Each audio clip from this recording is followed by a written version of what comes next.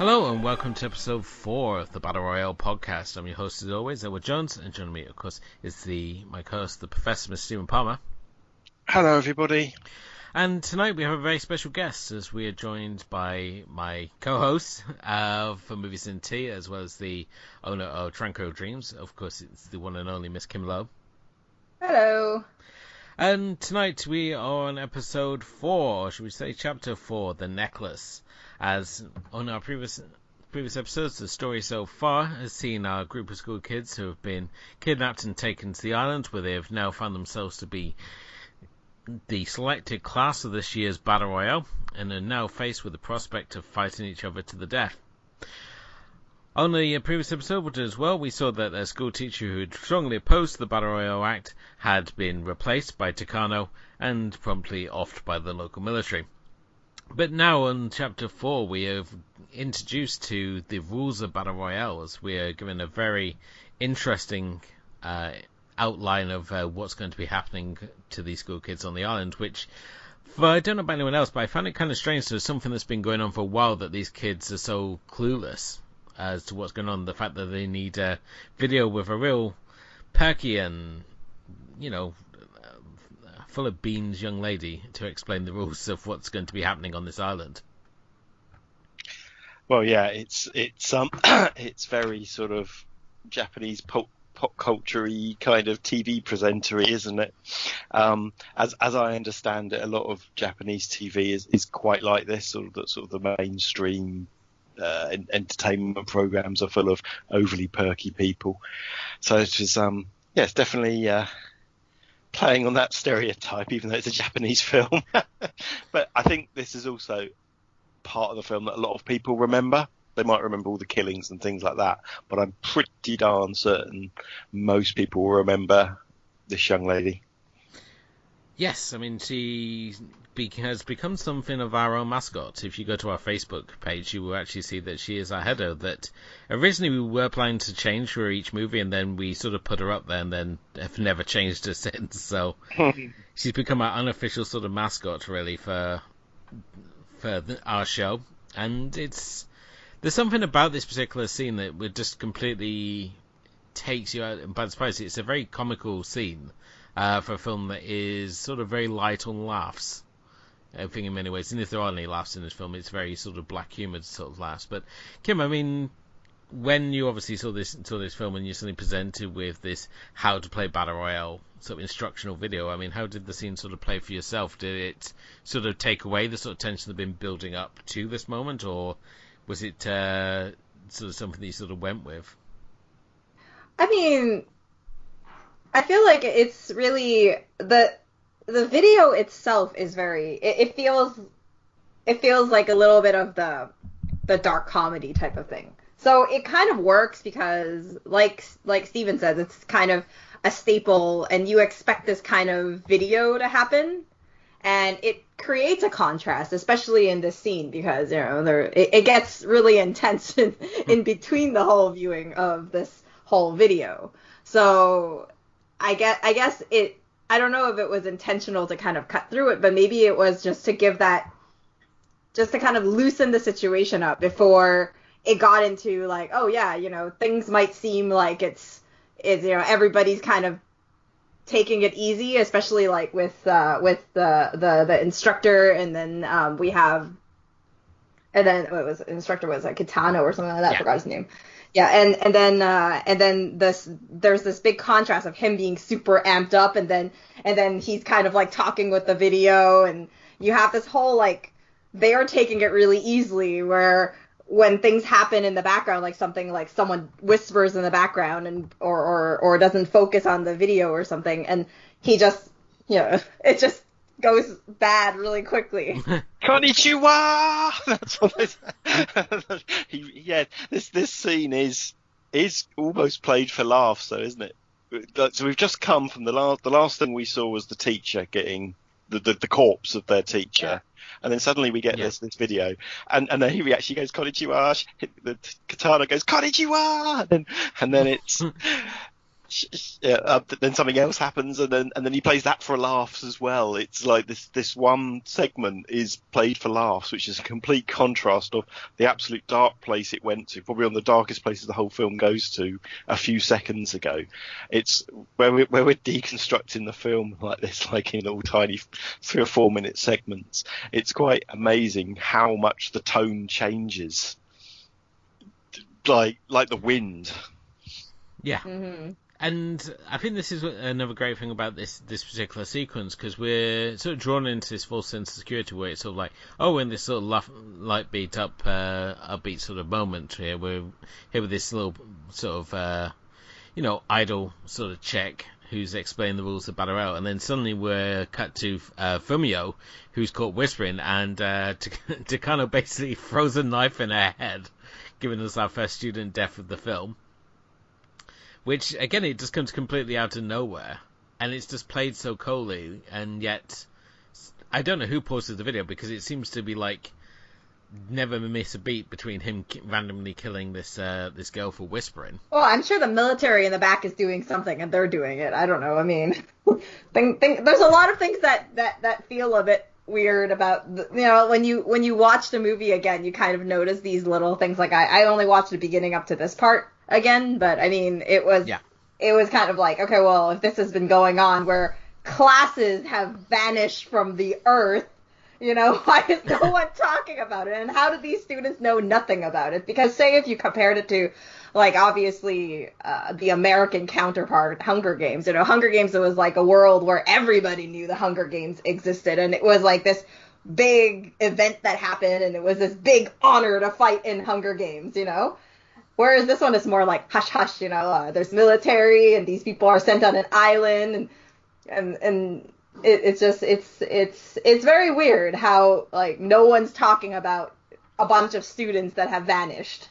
And completely at odds with the opening scene where we see the end of the previous Battle Royale, where the news are there, and I mean, we've talked about this several times now. There's a real disconnect here. These kids really haven't got a clue either. The point is the kids haven't got a clue what's going on in the world, hence why we're talking about this breakdown in youth and the place that youth have in society now, and they're just not paying any attention to it. But it's just really weird that I can't wait to about, I don't know, episode 15 of this, where we finally get on to the fighting, and I can start worrying about the real inconsistency with that, because it bugs the heck out of me, and it always has. That like you say, the Hunger Games, obviously, that who stole whose idea from who, but that could be a debate for another time.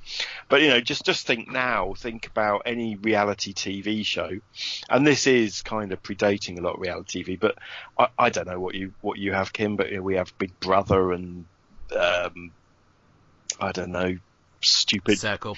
Circle, stupid things on Netflix where people get fake married and stuff like that. But it's water cooler TV. Yeah, so either you're into it and you're completely into it, and you're phoning up and paying money to vote for people, or at least you're talking about it with people at work or people at school. They just seem to know nothing, and then you think, well, maybe they should all die then, because they're so ignorant. But I think that's the point, right? Because after that, they have this, obvious. I don't know if this scene gets there, but I mean, there's like this conversation about how they're there because the reason they're there is because of just. I think it's after this. It's probably the chapter after that you talk about it, but I mean, it's the ignorance that and disrespect that the current teenagers and high schoolers have. That's why the Battle Royale act exists in the first place. So. Yeah, which as you said, Elwood, is much more fleshed out in the novel. And a race just to get there, and maybe not so much is cared about it. But you know what? I don't know what Kitano was a teacher of, but his knife throwing skills are supreme, because female student 18 Fujiyoshi gets that knife to the head, and there's no mistake. He's and it's in there, and she's instantly killed. I think he's been wasted as a teacher, to be honest with you. Well, we're supposed to believe that he's had a year since being stabbed in the ass. to hone his skills as being a Battle Royale instructor. So he's obviously been working it. But again, it's as you said, it comes completely out of nowhere. It's a scene of just such sudden violence. Yet it's one that I've heard people find to remark it's like really funny, or it's just really shocking. So it can be taken either way. And it's a scene that's in all three. It's in the books as well, and it's kind of difficult the fact to look. Scene they really know how Fumio is in the coach as an actress. There's like it's like an awesome characters, but no, definitely this is exactly the same. How it's sort of shot is different in the film. Obviously, the sort of disgusted hours in the manga, all that. So she's basically just like slumps down on her death, and it's just kind of dramatic. But we still have that scene where he's sort of like sadistically pulling the knife out of her head. And as a character, I mean, Fumio is very nothingy in all three formats. I mean, the most we find out about her is that she was like a nurse's aide, and she was just a very quiet girl. And I believe it's in the book that they say that she was like saving her money because she wanted to go to America to get a nose job, which I guess is the worries now.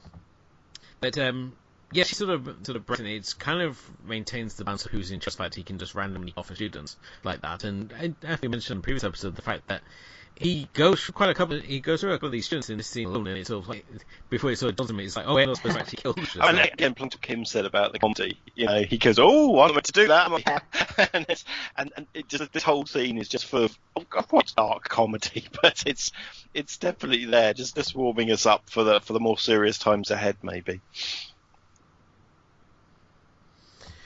Yeah, it's. And then it's like we have this moment of violence, and then it's like, oh, back to the video now. And somehow these students are like already getting to this environment of violence that's happening around them, and it's really into the second part that we get onto like a video. We learn about the collars, we learn about this island, and this island apparently is supposed to be inhabited, but the military have evacuated it. And in the film they said that they've gone willingly, but if you look at the manga, they've basically been shoved off by the military. It's like, nope, we're taking this over. You lot go somewhere else. And you have these cool shots of just these military like mass exodus in all these people on the island. I don't know where they put them. Maybe in a hotel or something, but they're just all shunted off the island just so they can have these students like run around and maim each other in horrible ways. So, well, there's not houses or anything. They're just lighthouse. You've got the fishing village. And there's that barn, isn't there? Yeah. Mm-hmm. The mezzanine floor later on, yeah, I suppose.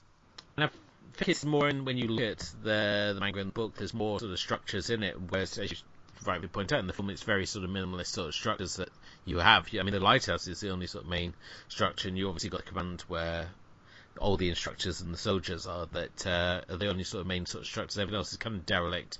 We get a little bit of industrial scape where you look at like Third Man and his crew are hanging out later in the film as well. So I don't know why now you said that in the other sort of tellings of the story, it's an inhabited island that's cleared. I always assumed it was like an anthrax island kind of thing, something where some biological weapon has previously been tested by the Japanese army, and it's now just an isolated, uninhabited rock that they've used. So yeah, that's interesting.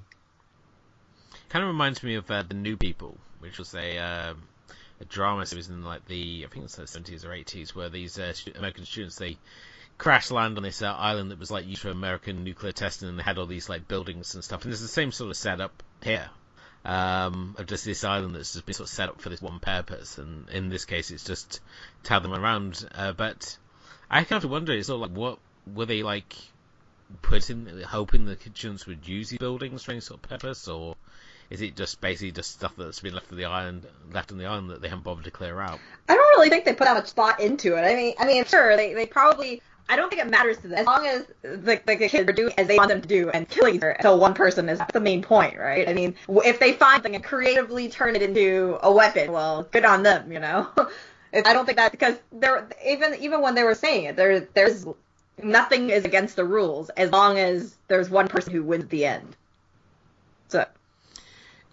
Definitely so, and so to sort of further back up the point, because obviously, students are sit on their pro house. I mean, they're not the group to begin with. They don't randomly follow these trips, school trips, but they don't seem to be really big on actually doing anything unless it's to sort of serve themselves. So I think the fact that they're all armed with they've all got the explicit collars as well is a really good motivator as well.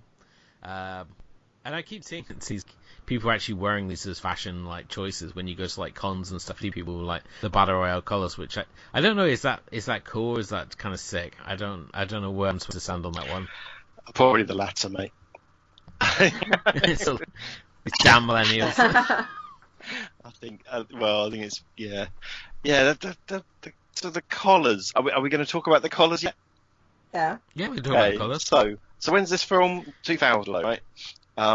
Yeah. Well, this is the precursor to the Apple Watch, isn't it? Because it measures your pulse and it tells everybody where you are, and makes you think long and hard about putting my Apple Watch on ever again, because the ghost of Steve Jobs might be there, ready to blow off my wrist or something. But I mean, actually, watching it again tonight made me just think how this really isn't well thought out at all, because the woman in the video says, yes, we measure your pulse so we know where you are and what you're doing. Well, no, you'll just know what someone's heart rate is. None of that tells you what you are, where you're doing. I know it's like a sci-fi conceit or something like that, but it's all very weird. And when one gets triggered in a minute, it's a line of sight remote control that has to set it off. I'm having some doubts about the reality of some of this necklace technology. Well, it's not just that. I mean, they've also got the danger zones around. So anyone who's... Because they have to they're constantly pushing them in, so you can't just hang out on the fringes. You're constantly being pushed in. So this is basically, if you play Fortnite and stuff, it just steals all of this. If you play like any of these Battle Royale games, you just have where you've got the perimeters like constantly pushing you in, so you're forced into conflict with people.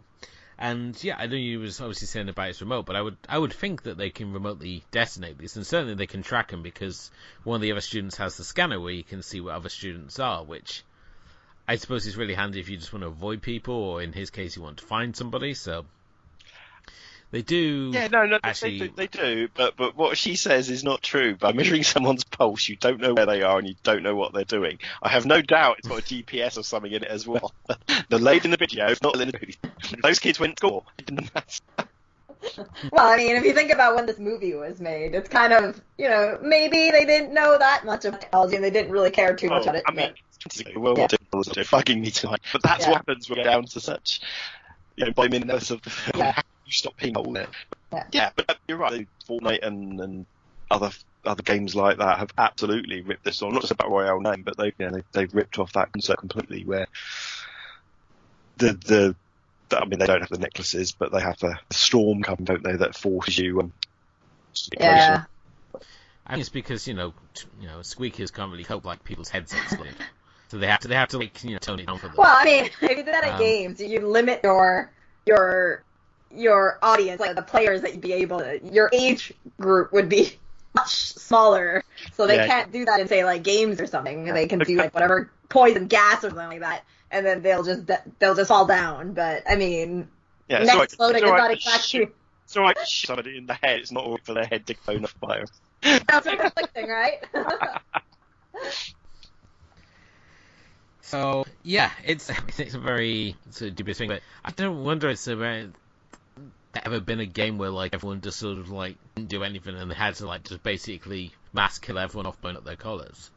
Because certainly there's no mention of it in any of the games of like a game where they've had to sort of like kill everyone off. We sort of got to the moment where they sort of do the countdown, as we're sort of talk about a bit later in the film. But there's never any moment where it's sort of like come down to that we've got to kill them all because they're not playing the game. I mean, you do wonder what would happen if they had all just said, all right then, and just all mass just sat there. Yeah. It would. I know it wouldn't make much of a film.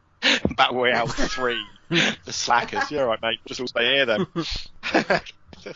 wouldn't make it's like being on a television show, would it? Battle Royale 3, House Arrest edition. It's like, I always used to think that house arrest wasn't a really big punishment, and then we had like 5 months of lockdown, and I'm kind of reconsidering that. Yes, you can't go to Alcatraz, right? But I suppose it's like who you're on house arrest with. Yeah, as hard as you might be finding it with your family, mate, being in prison with rapists and drug addicts and the like probably is worse. So That's that to consider, Probably. I guess. I don't know. Okay, so another sort of key death we have here is the death of Nobu, who's obviously Nanohara's best friend. And the two basically come up through the orphanage system that they've sort of known each other since they were 8. And this is kind of where the book and the manga differ from the film, because in the film he's shown as being kind of a wild card. He's very impulsive. He randomly, as we said multiple times, he stabbed Kitano. We have had some debate over whether it was his ass or his thigh, but needless to say that in the film he gets stabbed in the same place by when Takano basically irate sends him into one of his little irate furies and decides to blow his collar up as a kind of message to the rest of the group. And it's a real sort of significant moment, really, because it's one of those moments that inspires Nanohara to attempt to try and beat this game, and gives him a reason to fight. But with when we look at the manga especially, Takano's takes a very sort of different tact, as he actually says that he went and raped the sort of head of this charity house, who Nobu is seen as being extremely fond of. He's very defensive of her, and in the book and the manga he's actually a very sort of calm and sort of very caring individual. He doesn't... The only time he's sort of quick to anger is when he's sort of pushed or the people around him are sort of threatened.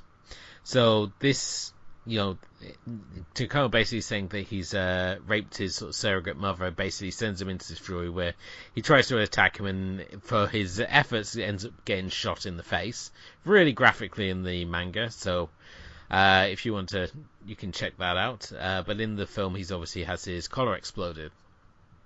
And I don't know about yourselves, but were you kind of disappointed by the explosion this collar causes? Because I mean, I've seen Running Man before, and that obviously has the exploding head collars, and I was kind of expecting some of the same, but here it's more just like exploding throats. So I'm a little bit older than you guys, and I grew up with Cronenberg's scanners on video.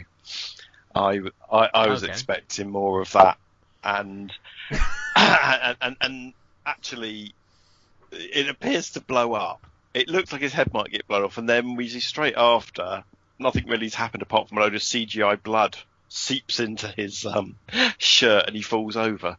Yeah, the explosion and the after effect, other than the death, the physicality of it seemed to be somewhat at odds with each other. But it's still kind of shocking because, as you just outlined, this is the guy we're pretty sure is going to be the lead character in the film. He's the only one who's got any real background so far. It's his best friend.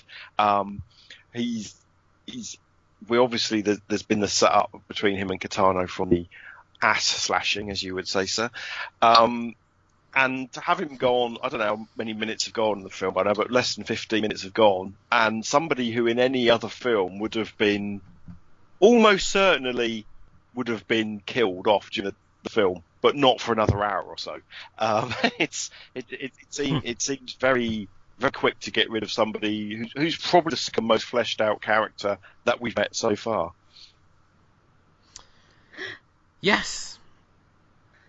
Okay, how do you find this? 'Cause, I mean, this obviously when we were giving you the chapters to select, we said you can choose any chapter you want in this film to discuss, and you're like, I really want to talk about the exploding necklace for some reason. I was like, okay. Well, okay. So have at it. I'm gonna have to justify myself because this is the scene that I remember the most, and I think Battle Royale. I don't know. It's been like the early days of the blog that I watched it, and that was when I had re-entered into horror movies in general, and I hadn't watched horror movies for 5 years or something like that. And I watched this one, and I don't know, the entire first part of the movie and that whole knife throwing into the head and all that got me already really, really worked up. And then by the time I got to the necklace exploding, I actually was so worked up. I got so nervous that I had to stop the movie. And then I had to go take a walk around to calm down before I came back to finish. And that's why I remember that scene especially a lot. It sounds like, like now that I'm watching it again, and I'm I think it's like I don't know, at least 10 years later. I mean, it feels like I've really, maybe it's just because I'm a little bit more desensitized now because I watch a lot more horror movies in a year. So just really tough now. Yeah, so now it's kind of like the initial shock is not there anymore. It is still obviously, like Steven says, it's still a shocking scene in the sense that yes, you expect this character to be kind of there for the rest of the movie, especially for a part of the movie, especially because he's the best friend, and there's, and Asia likes to play on this whole, I don't know, bromance deal, like friendship and all that stuff. They can play on that if they kept the character. But at the same time, it was just like, the movie with that part had so much dark comedy that it kind of like threw you off guard a little. And what happened was, you obviously have this part where the girl's talking about the necklace in the video and all the features and something's gonna happen and the sounding alarm, and then she does this whole like cute thing where she's like, don't try it, okay? And then she has like this like, pouty sad face thing, and then all of a sudden, this happens, and then they have this whole confrontation, and then he's just like, Kitano just whips out a thing, and then he's like, okay, and then the caller starts beeping, and then it's kind of like that moment where you don't think it's real. If you had doubts that it was real, well, here it is. It's not real. It is real type of deal, and this actually happens, and that kind of like, sends out. It kind of is like a wake up call for everybody that's in the room at that moment. Definitely so, and I think it's certainly the fact that you get more of an interaction. You get those sort of fun moments between Nobu and Nanohara, where they basically call each other's names out in this little, like, desperate freeze frame sort of moment before he gets sort of like his throat and he blows up, and we get some of the most wooden acting possible. I mean, if you thought like the deaths in pop samurai movies were overacted, you should see how Nobu chooses to go out. It's almost like he's been caught in freeze frame. You would expect him to like flail around, but no, he just like freezes them and falls forward. So, I mean, the fact he's obviously killed with an exploding collar instead of his being shot in the face like we see in the book and the manga, I mean, do you think it was sort of more effective to have that sort of final moment between the two friends, or would you prefer like the more sudden shock, another burst of like sudden shocking violence and have him being shot in the face? So I think Kim put a finger on it. The point is, in the film, it's to show us that these collars, I've just picked holes in them, but it's to show us the collars are real and that they're a real threat. You were doubting they didn't work. I was doubting the efficacy of some of the technology in them. The bomb bit, I've never had any doubt in. But it's the distance, right? It's the distance of how far these remotes work that you had doubt. Yeah, and the fact that you know where you are from your pulse. I think that's nonsense. However, that's not the point. In this case, like if you just shot him in the face, then that's going to be no different to 15 other deaths in the film. But by using the collar, it shows us the audience that this is legit and this is real. This isn't within the world of the film. That is, obviously it's not real because these are young actors and actresses. You couldn't actually threaten to blow their heads off. But yeah, I think that's why it's important, and I think the fact that there is that sort of time stood still moment between the two friends. Again, Kim's put a finger on it. In so much Asian film and Asian TV shows, that brotherhood amongst school buddies is such a thing. So many TV shows, so many films are based around your best friend at school who you tend to grow up with and join the army with, or, we've all seen hundreds of films where that's a really core bit of somebody's formative personality is created around that relationship. How many times have we seen that the two mates have gone to war, or two people who used to be best friends come together again later on and they reminisce about the time they didn't do their homework or some other crazy crime. So I think, I think it's playing on that with the local audience, because this isn't a film made for us, is it? This is a film made for Japanese people, and it's got lots of things to say about Japanese society in the 2000s. So yeah, I think Kim got both bits of it, really, from my view, anyway. Yeah. I'm just trying to think now what to say about this.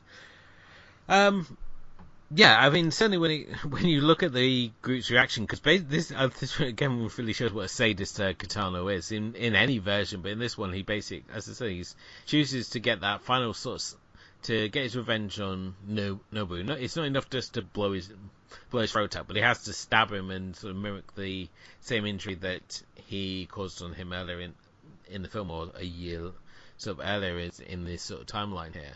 But then he sort of like kicks him into the rest of the group, who seem to think that they're going to get the sort of scanner death that you were talking about, Stephen, where it's going to be this huge sort of explosion, and he's just basically been desperately running towards them. I'm not sure what he expects any of these class to do. Like, they're going to suddenly like leap in there like a co-pilot on a plane and suddenly take control of the situation or what, but it all it seems to do is just sort of cause sort of mass panic amongst them, and it's I think of the violence in the films. I think this was like, compared to what we've seen up to this point, this was actually pretty standard in terms of sort of violence, because we mentioned in previous episodes, like when we see like Nanohara's father who's hung himself at the beginning of the film, that was really shocking when the film came out, and the same when she gets like the knife in the head. These are like really unexpected moments of violence here, but I think when it came to Nobu's death, it just felt very sort of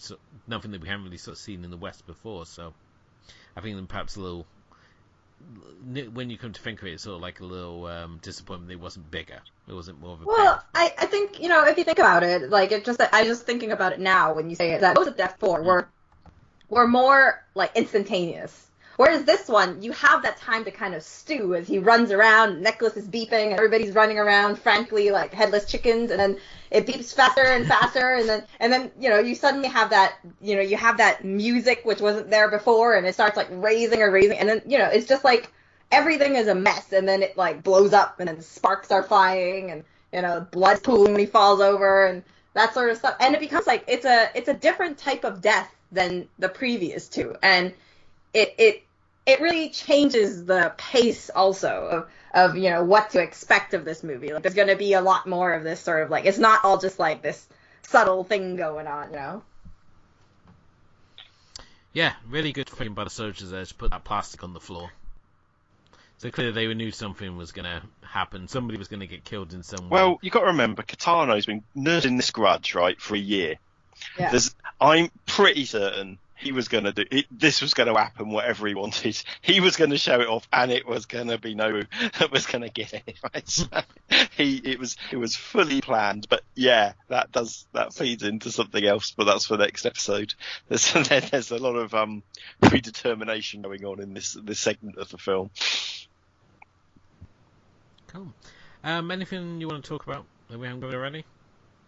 No. No? Stephen, you're happy? I'm more than happy. Okay, so let's run the scorecards of the journey so far. So far we've had one hanging, one knife to the head, and now an exploding collar. More fun still to come as we are still in the early stages of the game, with 42 students left to play. But all that is to come as we move into our next chapter, so make sure you join us next time for that. But before we sign off, I just want to obviously thank everyone for listening. Thank you as well to our special co-host tonight, Kim, for joining us. Yeah, thanks for having me. Kim, if people want to come and listen to more of you, where's the best place to come and find you? Well, obviously, there's Movies and Tea podcast, which you co-host with me, and that's Movies and Tea. It's rather good. Movies and Tea podcast.wordpress.com. I run my own blog, which is Tranquil Dreams, and right now, I don't know when this is going up, but right now I'm covering the virtual version of the Fantasia Film Festival, and that's at kling.wordpress.com. And that's pretty much it. I mean, I have everything. I have pretty much most social media you can find me on as Tranquil Dreams. So Instagram, Twitter, Facebook,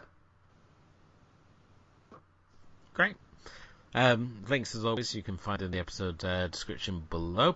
And if you haven't done already, please do hit the like and subscribe button wherever you happen to be listening to us. You can also follow the Asian Cinema Film Club. We are on Facebook, which is our main sort of hub. We've got a great community happening there, and we post various news stories and interesting bits and reviews and things on there. You can also check out our archive episodes, which is asiancinemafilmclub.wordpress.com, and we're also on Instagram and Twitter as well. But wherever you happen to listen to, please do hit the like and subscribe buttons and leave us a review, as it all helps raise the profile of the show. And maybe check out our main show, the Asian Cinema Film Club, where on our latest episode we find out who exactly hurt Stephen, as he makes us watch Kim K. Duck's Morpheus in probably one of our more interesting discussions that we've had on the show. And I'm going to leave it at that. So it's that's certainly an interesting film to check out, to say the least. But make sure you join us next time as we move on to Chapter 5, Life is a Game. Until then, good night.